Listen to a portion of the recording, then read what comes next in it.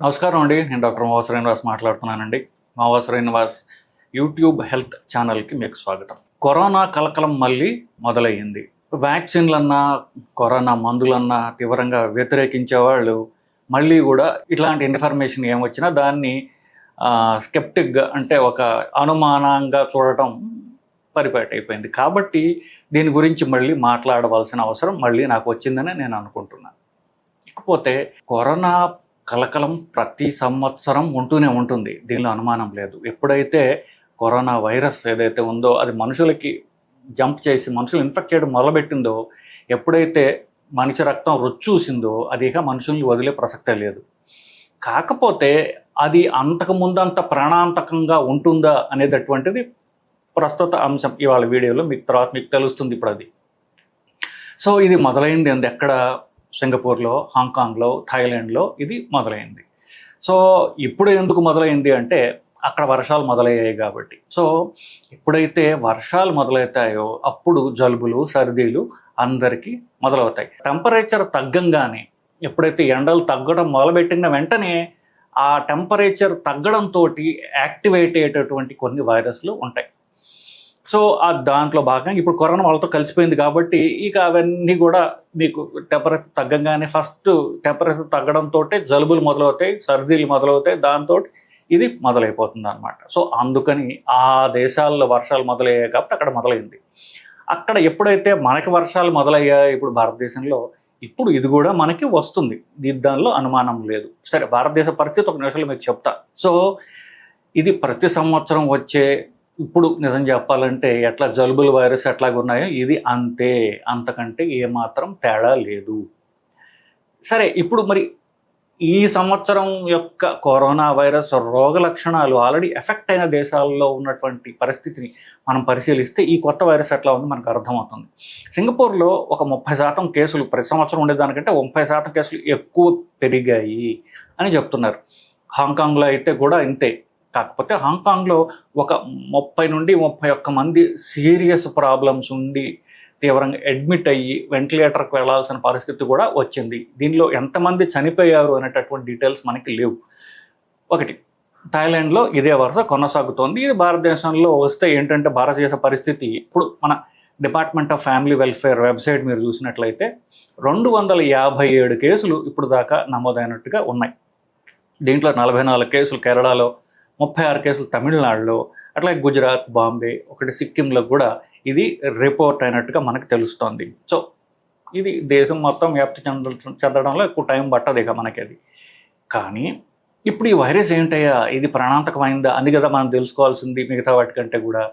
So ఈ మొదటగా pandemic ఎప్పుడైతే మనకి 2020, 2021 ఆ టైంలో పాండమిక్ అంటే ప్రాణాంతకమైనటువంటి కరోనా వచ్చిందో 2019లోది, దాని తర్వాత ఏమైంది, దాన్ని ప్రతిఘటించడానికి మనుషుల్లో ఉన్నటువంటి రోగ నిరోధక శక్తి పెరిగిపోయింది.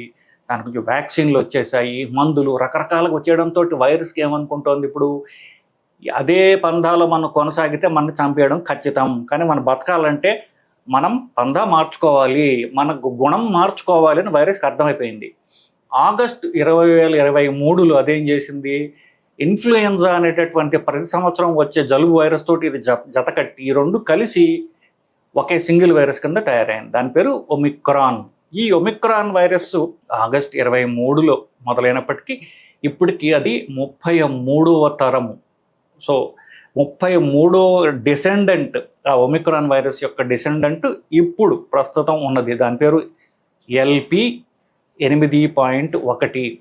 ఇప్పుడు దాకా నమోదైన కేసులు అన్నింటిలో కూడా ఒక 70% దీనివల్ల ఈ వైరస్ వల్ల ఉన్నాయి. మిగతావి అంటే 30% మిగతా కరోనా యొక్క వంశీకులు మిగతా వాళ్ళు ఉన్నారు.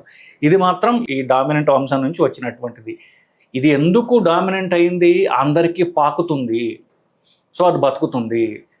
అది మైల్డ్గా జలుబులాగా వచ్చిపోయే వైరస్సే కాబట్టి మనం దాని గురించి ఎక్కువ చంపడానికి ప్రయత్నం చేయము.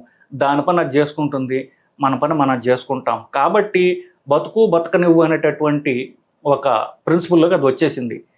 సో అది మనని బతకనిస్తుంది, మనని ఎఫెక్ట్ చేయదు. సో సిమ్టమ్స్ ఏమిటి, కొత్త వైరస్ యొక్క సిమ్టమ్స్ మామూలుగా పోయినసారి ఉన్నట్టుగానే కాస్త గొంతు నొప్పి, కాస్త పొడి దగ్గు, జ్వరము, ముక్కు గారడం ఇంతే, ఇంతకంటే ఉండదు. మనకి సీరియస్ వైరస్ లాగా వాసన తెలియకపోవడం, రుచి తెలియకపోవడం దీంతో ఉండవు. తేలికపాటి జలుబు అట్లా జ్వరంతో అది పోతుంది. కొంతమందిలో విరోచనాలు వచ్చే అవకాశాలు ఉంటాయి. సో ప్రధానంగా ఎక్కువ మందిలో ఇలాంటి సిమ్టమ్స్ తోటి అది వెళ్ళిపోతుంది, ఒక ప్రాబ్లం లేదు. యాక్చువల్గా నిజం చెప్పాలంటే ఈ ఆగస్టు 23లోనే ఒమిక్రాన్ అనేది ఏదైతే ఉందో దానికి అగెయిన్స్ట్గా మన భారతదేశంలో వ్యాక్సిన్ తయారు చేసేసారు.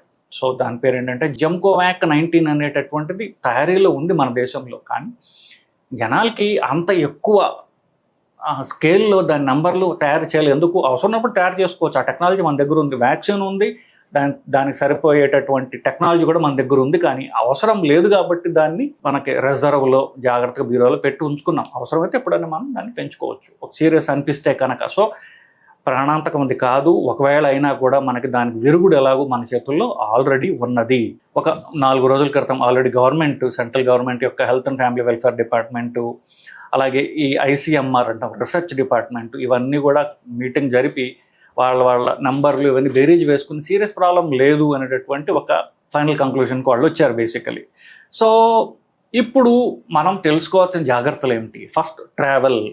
ఇది ఎండాకాలం, ఇంకా వేసవకాలం సెలవులు చాలామంది పిల్లలకి అవ్వలేదు, స్కూళ్ళు మొదలవ్వలేదు. ఇది హాలిడే సీజన్ కాబట్టి ఈ తిరుగుడు ఎక్కువ ఉండేటటువంటి సీజన్. కానీ వర్షాలు మొదలైపోయాయి ఈ సంవత్సరం 10 సంవత్సరం కంటే ఎక్కువ.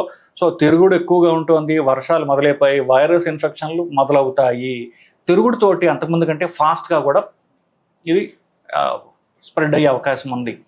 కానీ మీ ట్రావెల్స్లో నేను చెప్పిన దేశాలు ఏవైతే ఉన్నాయో థాయిలాండ్, హాంకాంగ్, సింగపూర్ ముఖ్యంగా ఇవి వెళ్ళవద్దు.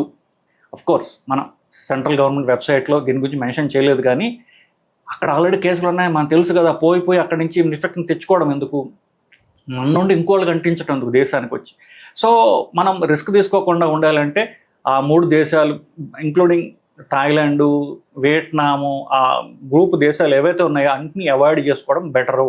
అంత కావాలంటే మీరు వెస్ట్ సైడ్ వెళ్ళండి, దుబాయ్కి పోయి అటుపక్క వేడిగా ఉండేటటువంటి అటుపక్క పోండి. కానీ ఈ వర్షాలు పడేటటువంటి ఈ దేశాలు ఏవైతే చెప్పానో వాటికి పోకపోవడం మంచిది.